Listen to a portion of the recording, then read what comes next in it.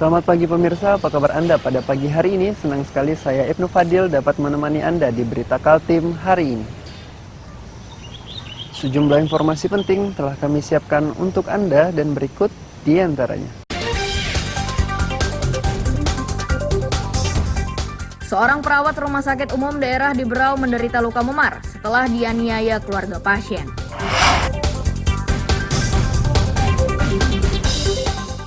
Tim Inafis Kepolisian Polda Kaltim dan Polresta Balikpapan lakukan olah TKP di lokasi kebakaran di Kelandasan Ulu.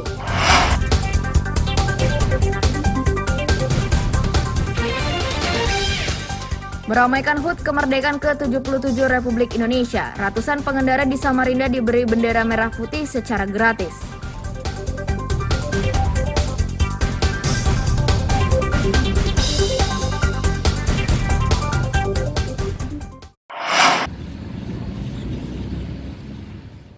Ruang instalasi gawat darurat Rumah Sakit Umum Daerah Dr. Abdul Rifai Tanjung Redep Berau inilah tempat seorang perawat berinisial OH dianiaya 3 orang keluarga pasien. Penganiayaan tersebut menyebabkan korban menderita luka memar di bagian wajah.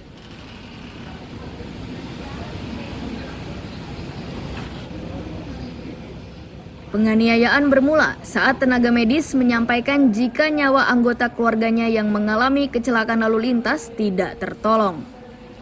Mendengar kabar tersebut, ketiganya seketika emosi pada perawat di ruang gawat darurat. Korban yang saat itu berupaya menenangkan justru menjadi sasaran keluarga pasien.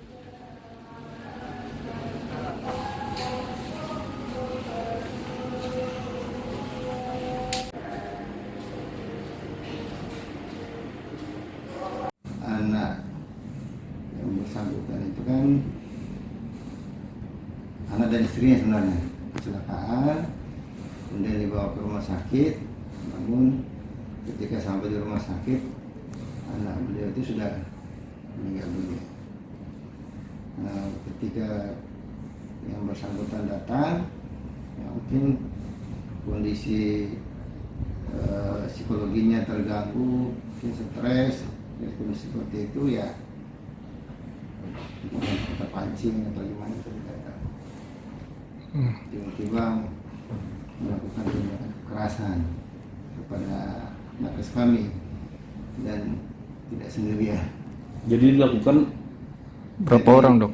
Dari yang saya dapat informasi dari nakes saya itu kurang lebih 3 orang. Penganiayaan ini sudah dilaporkan oleh pihak rumah sakit ke polisi. Sedangkan korban saat ini masih diliburkan agar trauma akibat pengeroyokan tersebut bisa segera disembuhkan.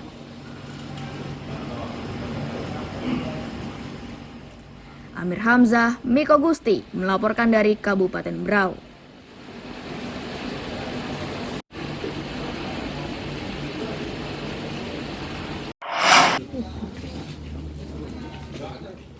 EP dan NW, tersangka perdagangan anak di bawah umur, Rabu siang digelandang ke Mapolres Berau di Tanjung Redep. Kedua tersangka merupakan pengelola tempat hiburan malam di Lamin, Kampung Labanan, Kecamatan Teluk Bayur. Wakapolres Berau Komisaris Polisi Rama Daniel menyatakan, korban yang diperdagangkan tersangka berasal dari Nunukan, Kalimantan Utara dan masih di bawah umur. Korban diperjualbelikan pada lelaki hidung belang dengan tarif Rp500.000 untuk sekali kencan.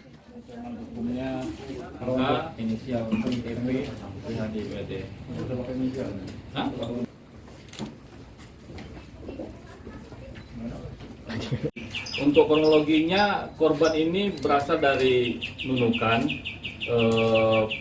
Si pengelola kafe berusaha untuk menghubungi rekanan yang ada di daerah Nunukan untuk mencari pegawai yang akan dipekerjakan di kafe Keong Racun tersebut.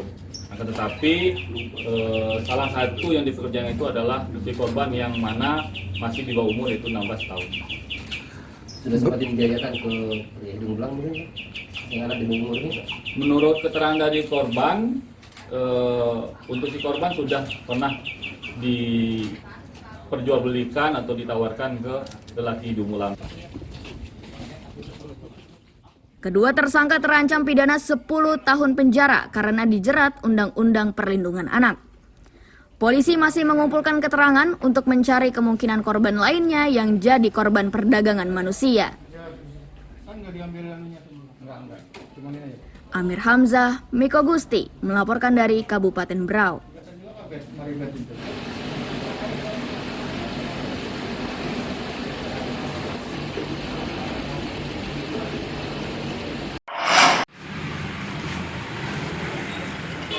Botol dan kaleng minuman keras yang dijual secara ilegal di salah satu toko kelontongan di Jalan KS Tubun, Dadi Mulia, Samarinda ini disita dan diangkut ke kantor Satpol PP. Selain di Kampung Jawa ini, penyitaan miras ilegal juga dilakukan di Jalan Cipto Mangunkusumo, Samarinda Seberang. Kepala Seksi Operasional Satpol PP Samarinda, Beni Hendrawan menyatakan penindakan terhadap pedagang miras ilegal ini sudah sering dilakukan. Akan tetapi, sejumlah pedagang masih membandel.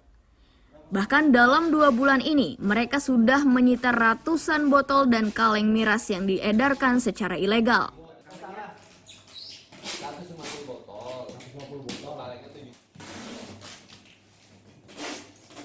Hampir 1 bulan ini sudah 2 kali warung kelontongan ini tertangkap tangan bahwa menjual langsung minuman beralkohol. Itu warung sembako itu. Lokasinya di mana, Bang?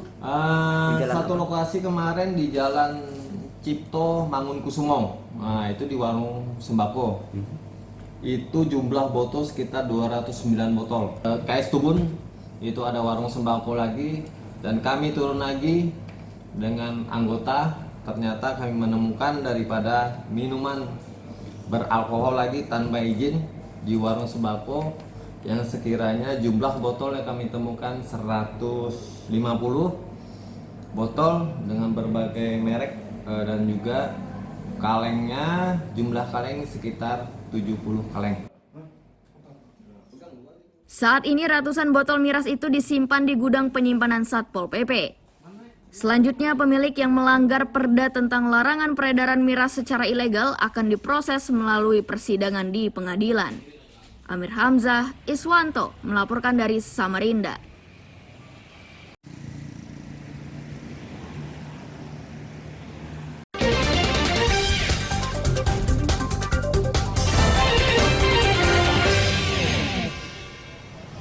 Masih bersama saya Ibnu Fadil, pemirsa Anda kembali menyaksikan 3 berita utama Kaltim hari ini.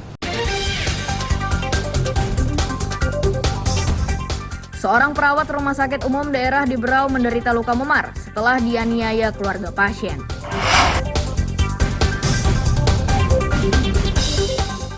Tim Inafis Kepolisian Polda Kaltim dan Polresta Balikpapan lakukan olah TKP di lokasi kebakaran di Kelandasan Ulu.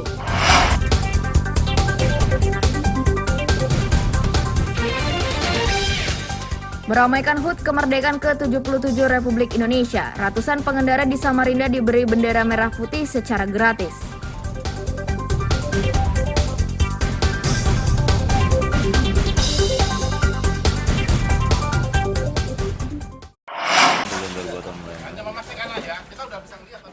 Tujuh personel Inafis Polda Kalimantan Timur dan Polresta Balikpapan Rabu siang diterjunkan ke lokasi kebakaran di RT 27 dan RT 30 Kelandasan Ulu, Balikpapan Kota. Tim ini diterjunkan untuk mencari penyebab kebakaran yang menghanguskan belasan bangunan pada Selasa siang. Dari olah TKP tersebut, Inafis Polda dan Polresta sudah menemukan titik awal api, yakni dari tempat pembuangan sampah. Akan tetapi polisi belum mengetahui penyebab munculnya api. Untuk melengkapi olah TKP ini, polisi akan memintai keterangan beberapa saksi.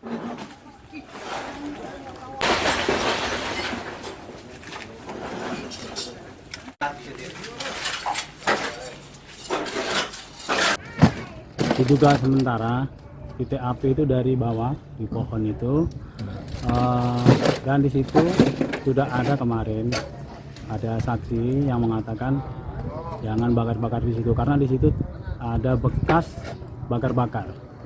Jadi untuk sementara itu aja yang diduga dari situ titik api.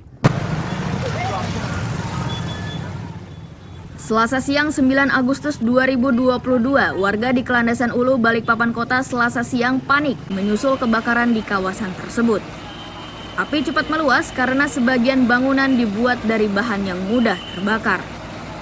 Warga melihat kepulan asap pertama terlihat dari belakang bangunan yang berdiri di tepi jalan. Warga mengira kepulan tersebut dari pembakaran barang bekas. Kepanikan seketika terjadi saat kepulan asap tersebut ternyata berasal dari rumah warga yang terbakar.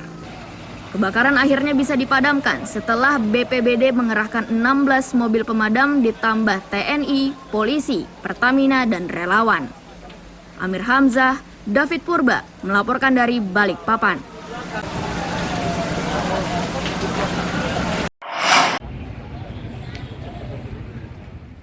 Tenda penampungan korban kebakaran di Kelandasan Ulu, Balikpapan ini didirikan di halaman Masjid At-Taqwa sejak Selasa sore.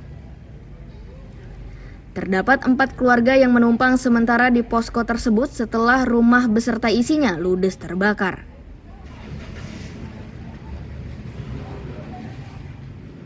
Seorang korban menyatakan beberapa kebutuhannya sudah dicukupi oleh tim gabungan. Akan tetapi mereka kesulitan mendapatkan pakaian sekolah anak-anaknya. Selain itu, mereka kini tengah mencari tempat tinggal yang layak agar anak-anaknya bisa lebih tenang.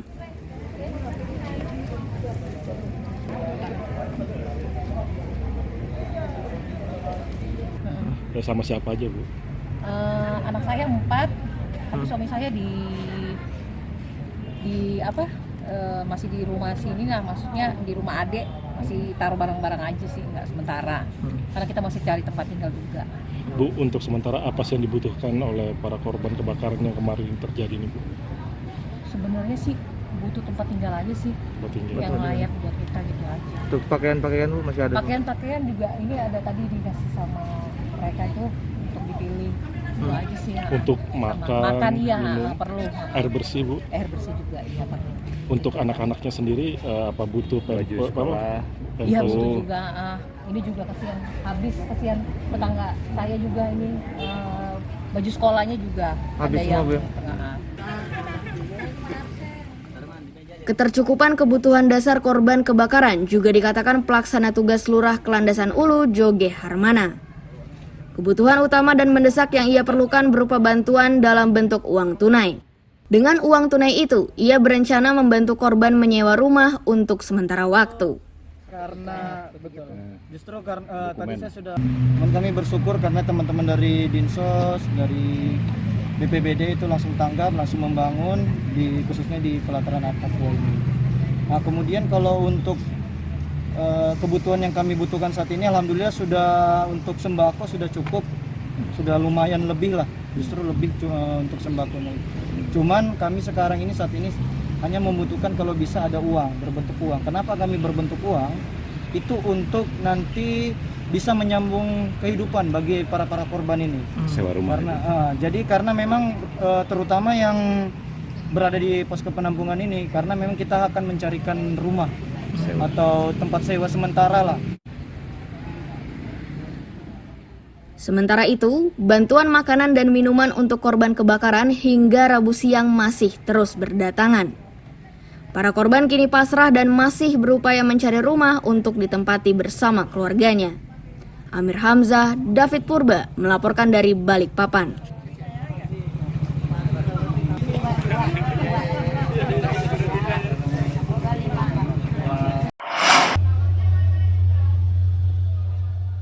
...23 desa di Kabupaten Kutai Kartanegara hingga kini masih blank spot atau belum tersentuh jaringan internet.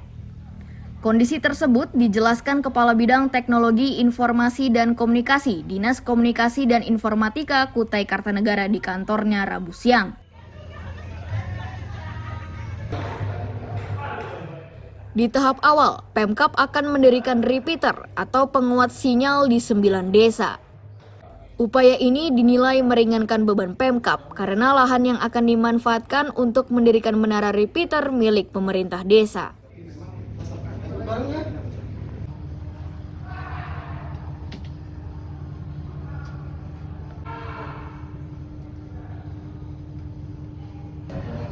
dalam waktu dekat akan kita lelang pelaksana fisiknya. Berapa anggaran yang Anggarannya per desa itu 300 juta untuk repeater, karena bukan tower yang besar, bukan BTS, jadi kita hanya mengadakan untuk repeater saja. Dan itu juga banyak dibantu oleh pihak desa, kita udah ketemu desa, jadi tidak ada pengadaan lahan dan lain-lain, jadi tetap menggunakan repeater, tetapi kita menggunakan lahan yang dimiliki oleh pemerintah desa, sehingga dananya bisa kita lebih hemat. Beban pemerintah kabupaten untuk mendirikan repeater itu makin ringan karena mereka akan dibantu operator penyedia jaringan yang juga akan mendirikan menara telekomunikasi di beberapa desa yang belum tersentuh jaringan internet. Amir Hamzah, Faidil Adha melaporkan dari Kutai Kartanegara.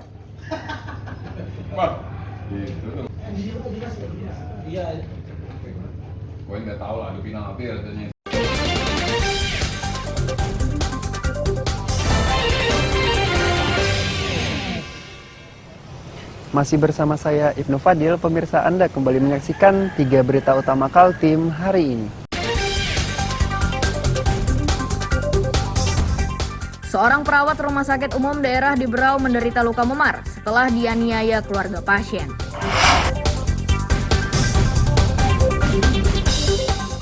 Tim Inafis Kepolisian Polda Kaltim dan Polresta Balikpapan lakukan olah TKP di lokasi kebakaran di Kelandasan Ulu.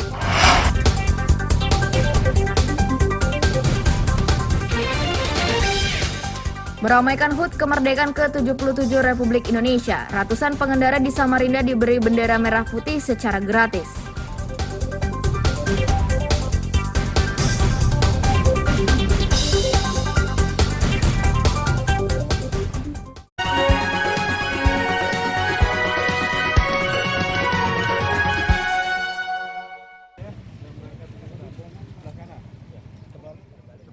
Ruas Jalan Kusuma Bangsa Samarinda mendadak macet.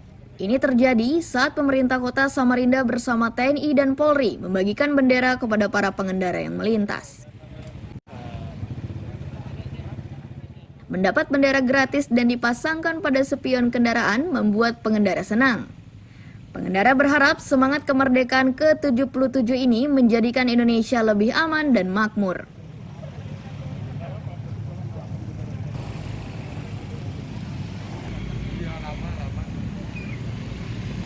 Dirgahayu Republik Indonesia, semoga Indonesia tambah jaya. Jaya ya. Harapannya ke depan untuk pemerintah kita bagaimana? Lebih baik lagi, Pak. Lebih baik lagi ya. Nggak minta BBM turun? Insya Allah minta, boleh lah. Siap. Harapannya di tahun ke depan Pak, bagaimana Indonesia Pak? Bensinnya jangan dinaikin, Bensinnya jangan dinaikin ya. bisa turunin. Siap. Wakil Wali Kota Samarinda, Rusmadi menyatakan pembagian bendera merah putih ini merupakan bagian dari program nasional. Tujuannya memberi motivasi pada anak bangsa agar tetap menjaga persatuan dan kesatuan demi keutuhan NKRI.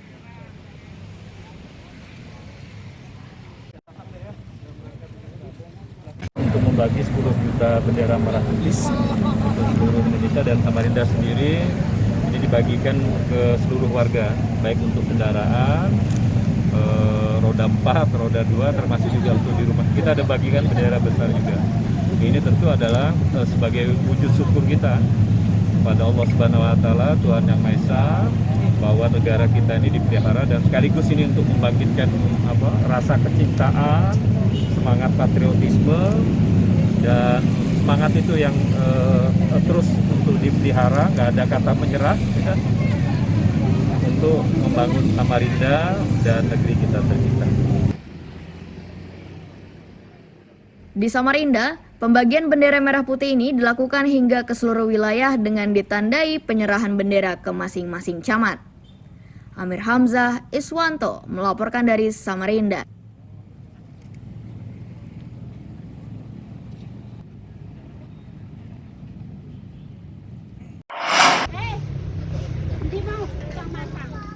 Warga didominasi ibu rumah tangga di RT 42 Kelurahan Melayu, Tenggarong, Kutai Kartanegara, antusias bergotong royong untuk membersihkan lingkungan tempatnya tinggal. Bukan hanya sekedar merayakan HUT kemerdekaan ke-77, kegiatan ini dilakukan untuk penilaian lomba kebersihan lingkungan di Kecamatan Tenggarong. Sejatinya, aktivitas seperti ini rutin dikerjakan oleh warga setiap bulannya agar lingkungan tempatnya tinggal tetap bersih dan sehat. Jika tahun ini masuk kategori penilaian lingkungan sehat, maka itu bagian dari kerja keras dan semangat kegotong royongan seluruh warga.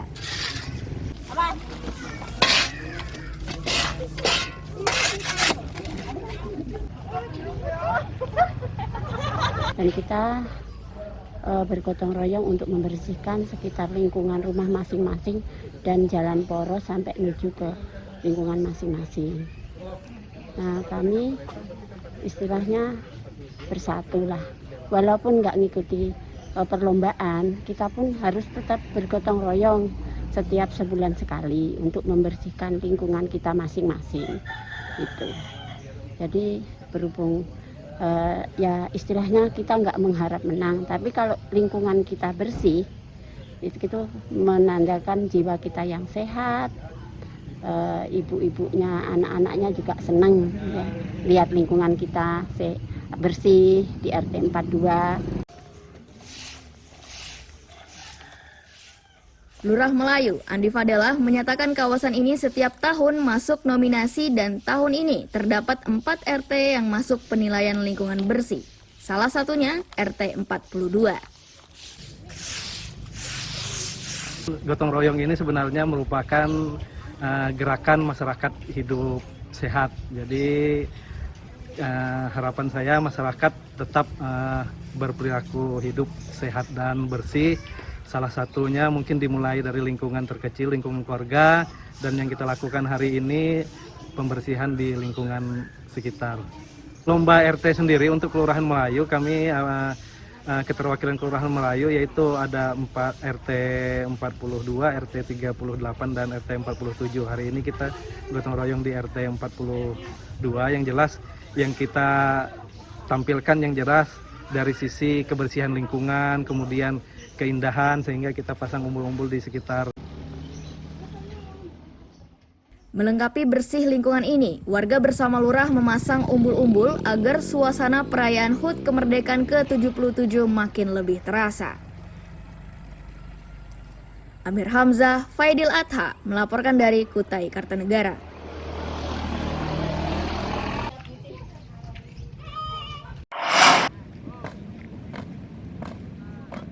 Pasukan pengibar bendera atau Paskibra Samarinda yang akan menjadi pengibar bendera saat peringatan proklamasi kemerdekaan ke-77 Republik Indonesia ini hingga Rabu siang masih terus menjalani latihan di Gor Segiri Samarinda. Pasukan pengibar bendera yang dipilih dari beberapa sekolah itu dilatih oleh TNI dan Purna Paskibra.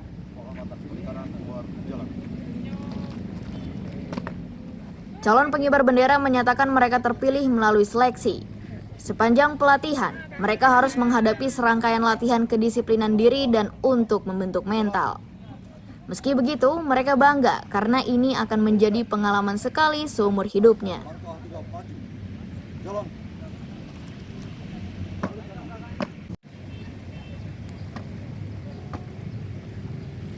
Sulit ada, gunung, cendu ada. Tapi ya bagaimana, itu sudah menjadi tugas kami sebagai calon paskibraka untuk tetap menjalani latihannya ya. Dan tetap semangat karena tugas ini adalah kesempatan sekali dalam seumur hidup. Tugas kita seumur hidup ya. Nah, kemudian nanti pada saat 17 Agustus pas pengibaran bendera, kesiapan mental sendiri dari mana? Gimana kesiapan mental? Tadi sih memang sudah harus dipersiapkan matang-matang, dan untuk kesiapan mungkin kalau saat ini masih agak gugup apa canggung karena proses ini nggak mudah. Ketua Purna Paskibra Samarinda, Tamrin, menyatakan total peserta yang mengikuti pelatihan sejak 12 Juli 2022 itu berjumlah 85 orang. Mereka tidak hanya dari kalangan pelajar namun juga dari militer.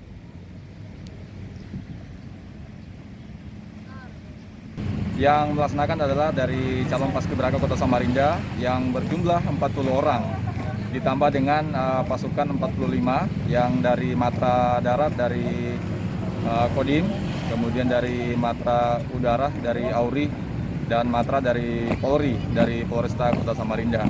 Dan di dalamnya terdapat materi pelatihan yang dimana mereka hari ini melaksanakan formasi 8, formasi 17, dan formasi 45.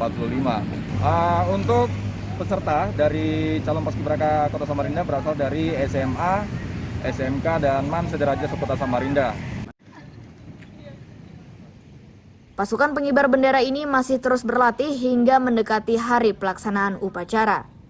Sepanjang pelatihan, mereka harus tetap bersemangat untuk memberikan yang terbaik bagi warga Samarinda dan Indonesia. Amir Hamzah, Iswanto melaporkan dari Samarinda.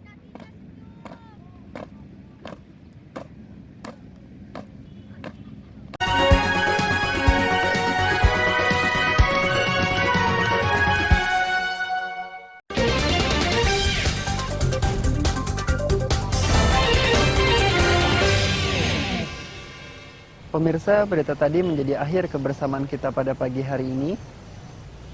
Saya Ibnu Fadil dan tim redaksi pamit undur diri. Selamat pagi, salam sejahtera, dan sampai jumpa.